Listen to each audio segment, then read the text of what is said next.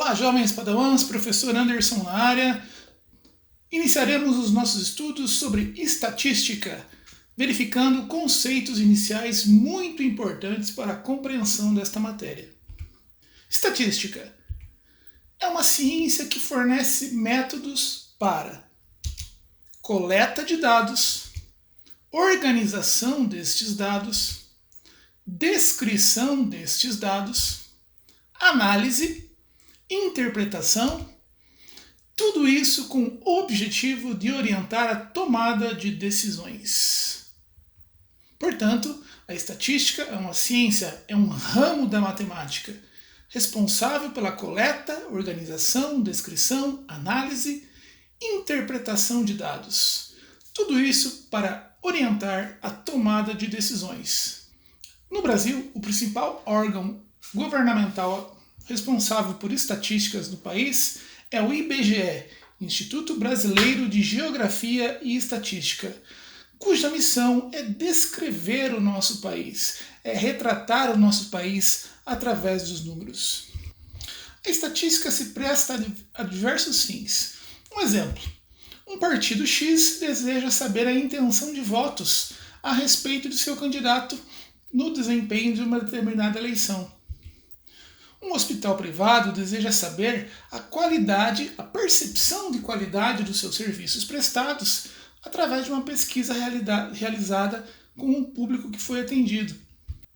Uma escola pode ser apresentada através de dados estatísticos, tais como número de alunos, nível de renda da família desses alunos, idade.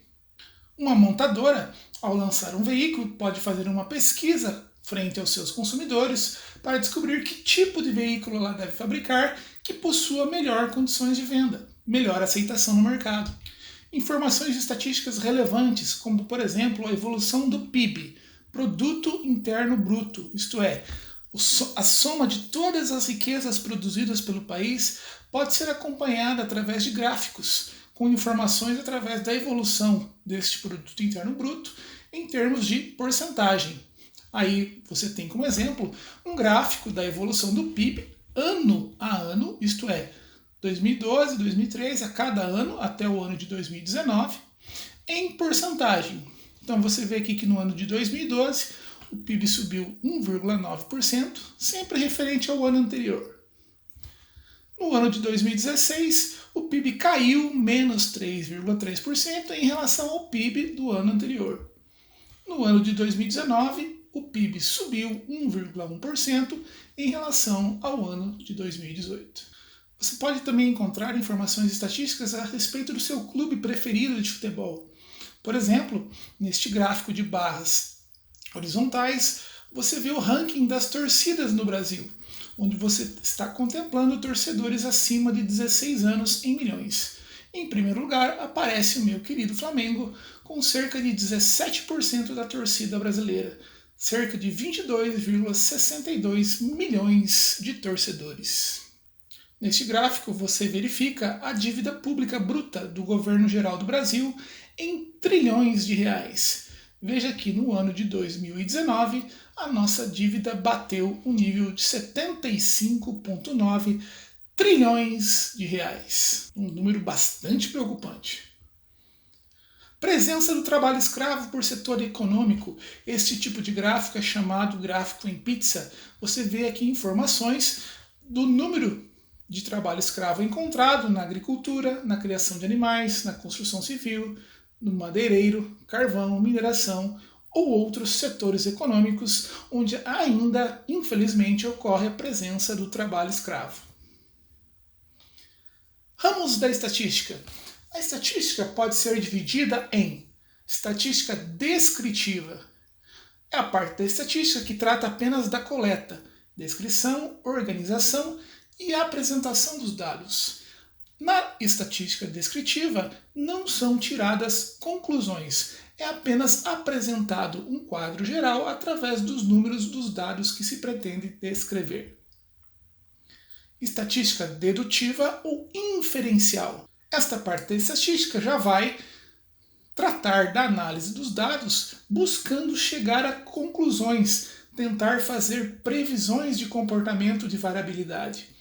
Este ramo da estatística se apoia na teoria da probabilidade ou medida da incerteza. População, amostra e indivíduo. Vamos supor a seguinte situação. População é o conjunto de pessoas com características próprias, o qual se deseja retratar alguma característica. Amostra é um subconjunto da população, fração ou parte do grupo. Um exemplo, população de um município. Se queremos fazer alguma pesquisa a respeito da população de um município, é óbvio que seria quase impossível entrevistarmos todas as pessoas do município. Por isso, tiramos apenas uma amostra, isto é, um grupo que vai representar toda a população do município. Então, nós temos aqui o quadro maior, onde seria a representação de toda a população do município. E uma amostra, isto é, o número de pessoas que seja capaz de representar a totalidade de habitantes daquele município. Indivíduo é cada elemento da nossa amostra que foi entrevistado para a coleta de dados. Variável. Vamos supor a seguinte situação. Um fabricante de automóveis pretende lançar um novo modelo e faz uma pesquisa para descobrir a preferência dos seus consumidores. Com referência a quantas portas este novo veículo deve ter? Qual seria a potência do motor? Qual é a cor predileta dos consumidores? Que tipo de combustível é o mais solicitado por esses consumidores? E outras informações a respeito do novo veículo a ser lançado. Todas estas informações são chamadas de variáveis. O número de portas pode ser 2, 3, 4, 5 portas. A potência do motor pode ser 1.0, 1.4, 1.6, 2.0 e assim por diante. A cor, nós temos aí infinitas variedades de cor de veículos, de cores de veículos. O tipo de combustível, que pode ser gasolina, etanol, diesel, flex e outras variáveis possíveis dentro aí da construção de um veículo. Realização de uma variável. Ou valor. Então, realizar uma variável é descobrir o seu valor. São os possíveis valores ou dados que uma variável assume. No exemplo dado anteriormente a respeito de um fabricante de automóveis, se pegarmos a variável tipo de combustível, esta variável pode realizar, isto é, pode assumir os seguintes valores. O tipo de combustível pode ser gasolina, álcool, o carro pode ser flex, isto é, gasolina e álcool ao mesmo tempo, diesel e outros tipos de combustível. Variável qualitativa e quantitativa. Vamos imaginar uma pesquisa envolvendo pessoas coletando dados sobre sexo, cor do cabelo, esporte favorito e grau de instrução. A variável é qualitativa quando os atributos dos indivíduos pesquisados são levados em conta. Então, uma variável qualitativa é exatamente dados sobre sexo, cor do cabelo, esporte favorito, grau de instrução. Todas essas variáveis são consideradas qualitativas. Qualitativas ordinais são aquelas que podem ser ordenadas. São os valores, são as realizações da variável que podem ser ordenadas. No nosso exemplo, nós temos o grau de instrução. O grau de instrução pode ser dividido, pode ser ordenado em fundamental, médio, superior incompleto, superior completo, especialização e assim por diante. As variáveis também podem ser qualitativas, mas nominais, isto é, o sexo, masculino, feminino, outro. O esporte preferido, futebol, vôlei. Percebe que as realizações, os valores assumidos pela variável, agora são nomes. Mantendo aí o nosso exemplo da pesquisa envolvendo pessoas, agora coletamos dados sobre altura, peso, idade em anos e número de pessoas de família na mesma casa. Perceba aqui que a idade é em anos, tá? Essa idade em anos significa que ela será dada em números inteiros. Então, temos que essas variáveis são quantitativas. Por quê? Por que essas variáveis são consideradas quantitativas? Porque os valores assumidos por elas são números. As variáveis quantitativas ainda podem ser divididas em duas espécies, em discretas, cujos números que representam essas variáveis são números inteiros ou naturais e representam contagem. As variáveis quantitativas discretas do nosso exemplo são idade em anos, que são representados aí 25 anos, 26 anos, 30 anos, enfim, são números inteiros. Não estamos considerando, neste caso, os números quebrados para representar a idade. Número de pessoas da família na mesma casa, isto é, quantos membros da família moram aí na mesma residência. Enfim, são aí variáveis quantitativas, representadas por números, porém discretas, isto é, nós conseguimos identificar essas variáveis através de uma contagem.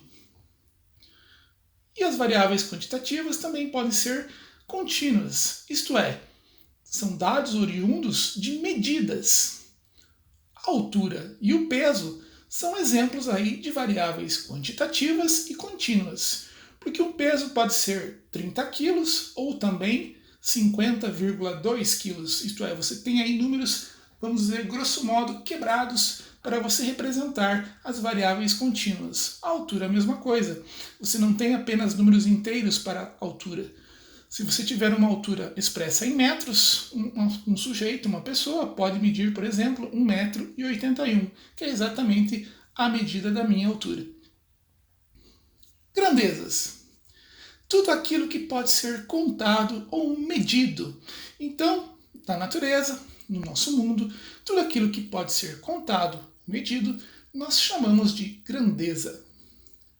As grandezas podem ser discretas, que conforme vimos, são grandezas que podem ser contadas, como o número de alunos de uma classe, membros de uma família, animais de um rebanho, e utilizamos aí os números naturais para efetuar esta contagem das grandezas discretas.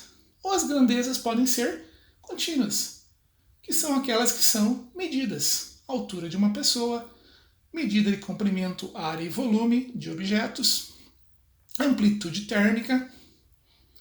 Utilizamos para isso os números reais, por podemos realizar grandezas contínuas, isto é, expressar o valor de grandezas contínuas através de números fracionários, de números racionais, que são os números fracionários, através de números irracionais, como o π. Enfim, grandezas contínuas são aquelas que precisam dos nossos números quebrados, que não são possíveis de expressar apenas utilizando os números naturais. That's all, folks. May the math force be with you guys. Por hoje é só, jovens padawans. Que a força da matemática esteja com vocês. Um grande abraço.